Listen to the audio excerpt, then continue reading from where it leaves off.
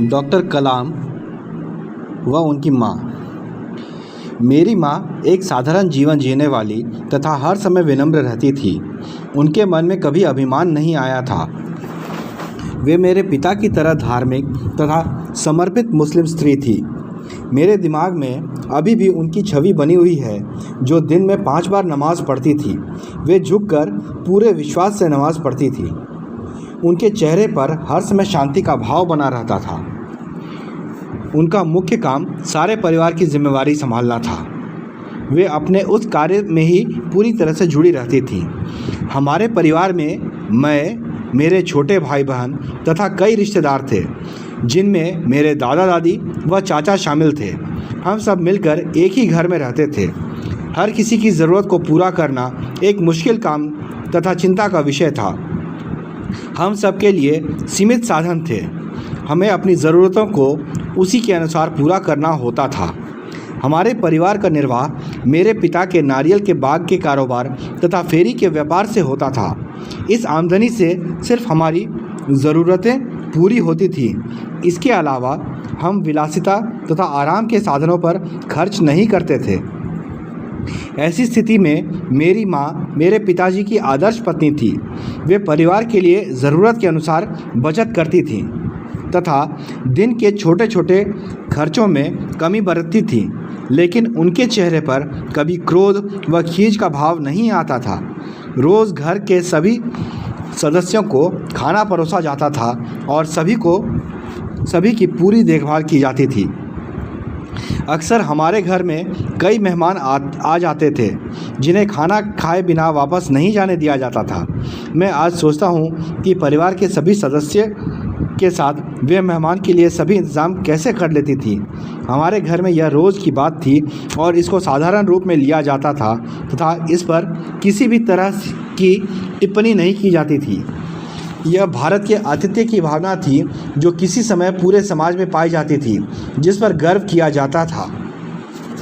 मेरा परिवार प्रसन्नचित्त रहने वाला परिवार था। मेरी यादों में आज भी माँ के साथ खाना खाए जाने वाला भोजन बसा है, जिसे हम रसोई के फर्श पर बैठकर खाते थे। केले के पत्तों को बिछाकर चावल, खुशबूदार सांभर, घर की बनी हुई चटनी तथा अचार रखा होता था। वे व्यंजन सबको स्वाद वाले लगते थे। माँ का खाना साधारण ही होता था, लेकिन आज तक माँ के हाथ जैसा बना सांभर नहीं खाया है मैंने, जिसमें सभी तरह के मसाले स्वाद के अनुसार संतुलित रूप में डाले जाते थे। इस तरह से मेरे खाने से जुड़ी एक कहानी है, जो मेरे बचपन की यादों की तरह आज भी ताज़ा बनी हुई है।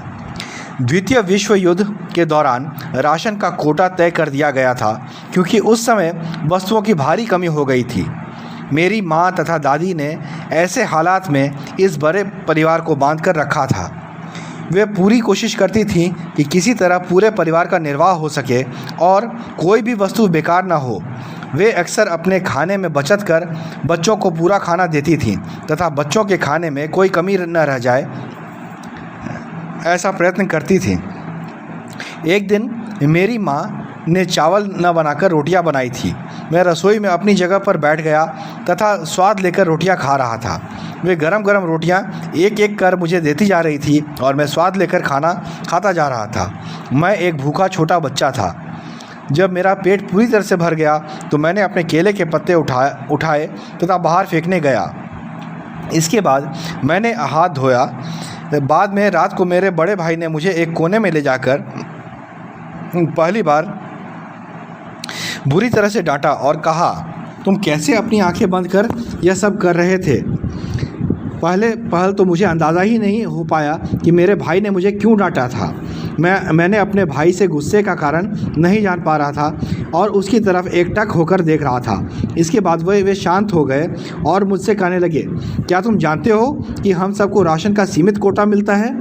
हर किसी के हिस्से में 2-3 रोटियां ही आती हैं।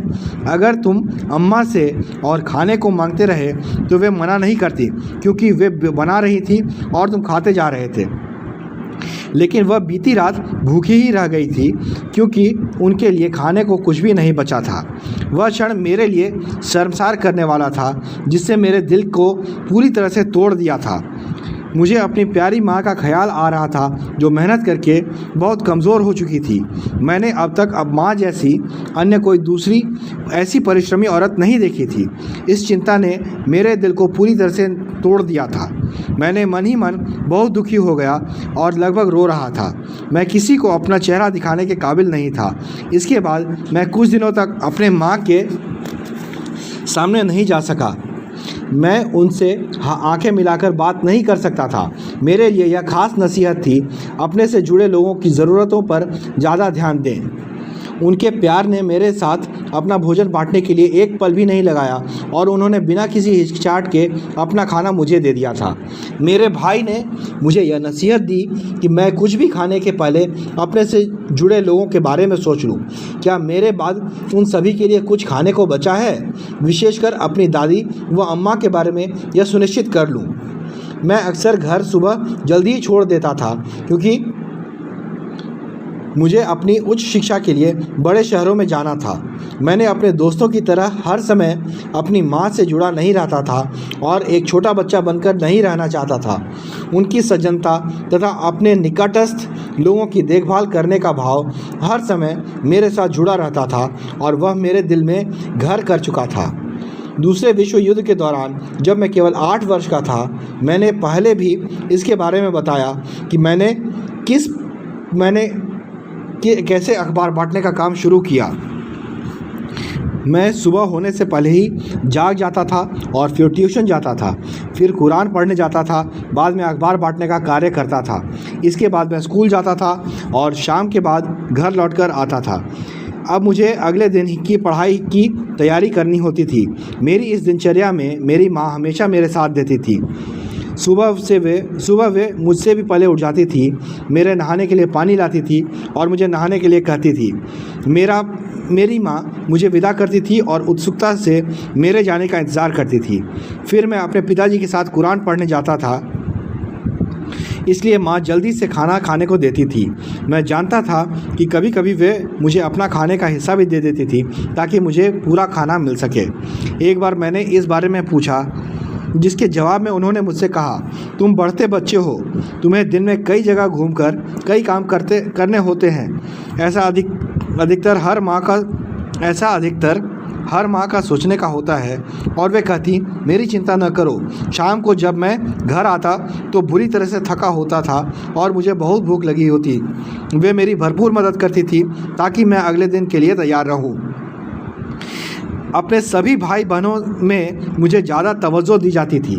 एक बार मुझे याद है कि माँ की गोद में सिर रखकर आराम से सो गया। वे शांत भाव से बैठी रहीं। उनके हाथ धीमे धीमे मेरी बातों को तथा मेरे बालों को सहला रहे थे। उनका यह स्पर्श मेरे लिए अद्वितीय था, जिससे मेरी सारी थकान मिट चुकी थी। मन ही मन मेरे अंदर कुछ ऐसे भाव आए, जिससे अचानक ही मैं अंदर ही अंदर रोने लगा तथा मेरी आंखें आंसुओं से भर गईं। इससे पहले कि मैं उनको अपने काबू में रखता, वे बहना शुरू हो गए। मेरी आंखें बंद थी, परंतु आंसू निरंतर बहते रहे।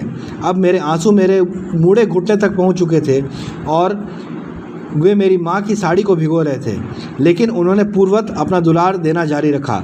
वे जानती थी कि आंसुओं की यह झड़ी उनके बेटे की थकावट थी, जो चरम सीमा तक आ चुकी थी और वह एक व्यक्ति की सोच में बदल रही थी। उनकी उंगलियां धीरे धीरे मेरे बालों को सहला रही थी, जिससे मुझे आराम मिल जा रहा था और मेरे शरीर की थकान दूर हो रही थी तथा वे मुझे समझ पा रही थी। मेरी माँ का जन्म एक दक्षिण भारतीय परिवार में हुआ था। वे एक साधारण महिला थी, जो अन्य स्त्रियों की तरह अपने घर की जिम्मेदारियों तक ही सीमित थीं। वे घर से बाहर नहीं निकलती थी तथा शहर की गतिविधियों के प्रायः अनभिज्ञ ही रहती थी। आज की नारी की तरह उनका दायरा दफ्तर आदि से जुड़ा हुआ नहीं था। उनकी दुनिया अपने घर के परिवार तक ही सीमित थी। घर में वे सभी की ज़रूरतों को पूरा करती थी और खुदा से पूरे दिल से पूरी तरह से जुड़ी रहकर उनकी इबादत में लीन रहती थी। मैंने अपनी अम्मा के जीवन में से यह शिक्षा प्राप्त की कि यह ज़रूरी नहीं कि आप कितने बड़े व छोटे कार्य में जुड़े हैं, बल्कि महत्वपूर्ण यह है कि उस कार्य के प्रति आप में कितना समर्पण भाव है तथा आप में अपनी जिम्मेदारी निभाने की कितनी क्षमता व सामर्थ्य है। मेरे पिताजी 102 वर्ष तक जीवित रहे। अपनी मौत के बाद वे अपने पीछे एक बड़ा परिवार छोड़कर गए थे। उनकी मौत से मैं बहुत व्यथित हुआ। मैं थुम्बा में अपने घर को लौटा था, जहां मैं अपनी मां के निकट काफ़ी देर तक बैठा रहा। जब मैं वहां से जाने लगा, मेरी मां ने भारी आवाज़ में मुझे आशीर्वाद दिया। मैं उस समय SLV-3 रॉकेट बनाने में जुड़ा हुआ था और वहां मुझे अपने काम पर दोबारा लौटना था। मेरी मां ने एक बार भी मुझे रुकने को नहीं कहा। अब मैं सोचता हूँ कि क्या मुझे अपनी माँ के पास नहीं रुकना चाहिए था? क्या मुझे अपने कार्य को इतना महत्व देना चाहिए था? क्या अपनी माँ को कुछ और समय नहीं देना चाहिए था, क्योंकि उसके बाद उनसे कभी नहीं मिल सका? मैं अपने आप से कई बार यह पूछता हूँ, पर मुझे इसका कोई जवाब नहीं मिलता। मेरी माँ भी मेरे पिता के देहांत के बाद जल्दी ही चल बसी। वे मेरे पिता के साथ पूरी तरह से जुड़ी हुई थी तथा 80 वर्ष तक उन्होंने अपना साथ दिया। अब उनकी जुदाई बर्दाश्त नहीं कर सकती थी। माँ की मौत की खबर सुनकर मैं उनकी यादों में डूब गया।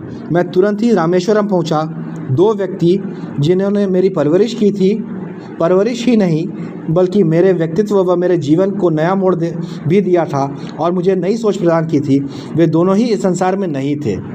अब मुझे अपनी बाकी की ज़िंदगी उनके बिना ही गुजारनी थी। मैं अपनी बाकी की ज़िंदगी उनकी देखरेख में के बिना ही गुजारूंगा। मैं जानता था कि एक के बिना दूसरा ज़्यादा देर तक नहीं जी सकता था। इस सोच ने मुझे कुछ शांति व सांत्वना दी थी। मैं उसी मस्जिद में गया जहां मेरे पिताजी मुझे अपने साथ ले जाया करते थे। इस मस्जिद की अजान हम सबको इकट्ठा करती थी। हमारे माता पिता हम सबको इस दुआ में लेकर जाते थे। बचपन की यादें अभी भी ताज़ा हैं। हम सभी मीठी यादें, हमारी भावनाएं जो पूरी परिवार से जुड़ी थी, वह माँ जो अपने बच्चे की भावनाओं को समझ सकती थी तथा उन भावनाओं की कद्र करती थी, वे यादें आज भी मेरे दिलो दिमाग में बसी हुई हैं। मैं अब भी पूनम की रात में अपनी माँ को याद करता हूँ। उन स्मृतियों की छवि मेरे पुस्तक अग्नि की उड़ान में संग्रहित माँ की कविता में उभरी है। वह कविता कुछ इस प्रकार है। मेरी यादों में वे क्षण है जीवंत अभी, 10 बरस का बालक पूर्णमासी का निशी वेला में, नींद के आगोश में बड़े भाई बहनों की ईर्ष्या का पात्र बना सोया हुआ तुम्हारी गोद में। तुम में ही सिमटा था मेरा पूरा जहान, माँ ओ माँ तू महान।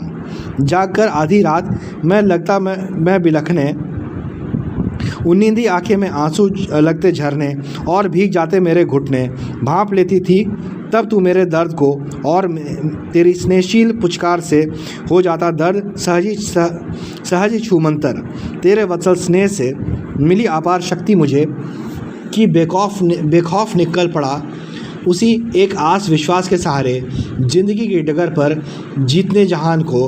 है मुझे विश्वास, पूरा है विश्वास कि हम मिलेंगे फिर क़यामत के दिन। रहूँगा नहीं मैं माँ तब भी अकेला तुम्हारे बिन। हर बच्चा एक विशेष आर्थिक, सामाजिक और भावनात्मक परिवेश में कुछ वंशानुगत गुणों के साथ जन्म लेता है, फिर संस्कारों के अनुरूप उसे ढाला जाता है। उन्हें अपने पिताजी के विरासत में के रूप में ईमानदारी और आत्मानुशासन मिला तथा माँ से ईश्वर के में विश्वास व करुणा का भाव। यही गुण उनके तीनों भाई बहनों को विरासत में मिले। लेकिन कलाम ने जलालुद्दीन और शमशुद्दीन के साथ जो समय गुजारा उसका उनके बचपन में एक अद्वितीय योगदान रहा और इसी के रहते उन्हें उनके जीवन में सारे बदलाव आए। स्कूली शिक्षा नहीं होने के बाद भी जलालुद्दीन व शमशुद्दीन इतने सहज बुद्धि के थे और उनकी अकथनीय संदेशों को यूं झट से जवाब दे देते थे कि बचपन में वह बिना किसी हिचकिचाहट के अपनी सृजनात्मकता को उनके बीच रख सके। धार्मिक समरसता के वातावरण में कलाम। प्रतिवर्ष होने वाली श्री राम सीता विवाह समारोह के दौरान उनका परिवार विवाह स्थल तक भगवान श्री राम की मूर्तियों को ले जाने के लिए विशेष प्रकार की नावों का बंदोबस्त किया करता था। यह विवाह स्थल तालाब के बीचों बीच स्थित था और इसे राम तीर्थ कहते थे। यह उनके घर से बहुत पास ही था। उनकी माँ और दादी घर के बच्चों को सोते समय रामायण के किस्से और पैगंबर मोहम्मद से जुड़ी घटनाएं सुनाती थी। जब वे रामेश्वरम के प्राइमरी स्कूल में पाँचवीं कक्षा में थे, तब एक दिन एक नए शिक्षक उनकी कक्षा में आए। वे टोपी पहना करते थे, जो उनके मुसलमान होने का प्रतीक था। कक्षा में हमेशा अब्दुल कलाम आगे की पंक्ति में जनेऊ पहने रामानंद शास्त्री के साथ बैठा करते थे। नए शिक्षक को एक हिंदू लड़के का एक मुसलमान लड़के के साथ बैठना अच्छा नहीं लगा। उन्होंने कलाम को उठाकर पीछे वाली बेंच पर चले जाने को कहा। उन्हें बहुत बुरा लगा। रामानंद शास्त्री को भी यह बात बहुत खली। उन्हें पीछे वाली पंक्ति में बैठाए जाते देख वह काफ़ी उदास हो गया। उसके चेहरे पर जो रुआंसी के भाव थे, उन पर गहरी छाप पड़ी। स्कूल की छुट्टी होने पर वे दोनों घर गए और सारी घटना अपने घर वालों को बताई। यह घटना सुनकर लक्ष्मण शास्त्री ने उस शिक्षक को अपने पास बुलाया और उनसे कहा, आप निर्दोष बच्चों के दिमाग में इस तरह की सामाजिक असमानता और सांप्रदायिकता का विश्वास नहीं घोलना चाहिए। वो दोनों भी उस समय वहाँ मौजूद थे। लक्ष्मण शास्त्री ने उस शिक्षक से साफ साफ कह दिया कि या तो वह क्षमा मांगे या फिर स्कूल छोड़कर यहाँ से चला जाए। उस शिक्षक ने अपने किए व्यवहार पर न सिर्फ दुख व्यक्त किया, बल्कि लक्ष्मण शास्त्री के कड़े रुख व धर्म निरपेक्षता में उनके विश्वास से उस नौजवान शिक्षक में बदलाव आ गया। पूरे रामेश्वरम में विभिन्न जातियों का एक छोटा सा समाज था। वह कई स्तरों में था। इस पृथक्करण के मामले में ये जातियां बहुत ही कठोर थीं। उनके विज्ञान के शिक्षक शिव सुब्रमण्यम अय्यर कट्टर सनातनी ब्राह्मण थे और उनकी पत्नी घोर रूढ़िवादी थी, लेकिन वे कुछ रूढ़िवादी के खिलाफ हो चले थे। उन्होंने इन सामाजिक रूढ़ियों को तोड़ने के लिए अपनी तरफ से काफ़ी कोशिशें की ताकि विभिन्न वर्गों के लोग आपस में मिलजुल कर रहें और जातीय असमानता समाप्त हो जाए।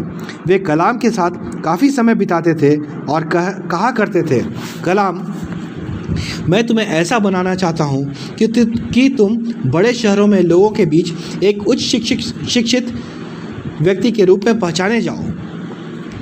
एक दिन उन्होंने कलाम को खाने पर अपने घर आमंत्रित किया।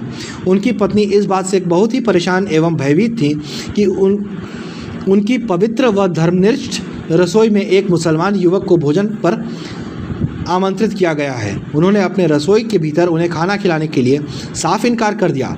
शिव सुब्रमण्यम अय्यर इस बात से ज़रा भी विचलित नहीं हुए और न ही उन्हें क्रोध आया, बल्कि उन्होंने खुद अपने हाथ से उन्हें खाना परोसा और फिर बाहर आकर उनके पास ही अपना खाना लेकर बैठ गए।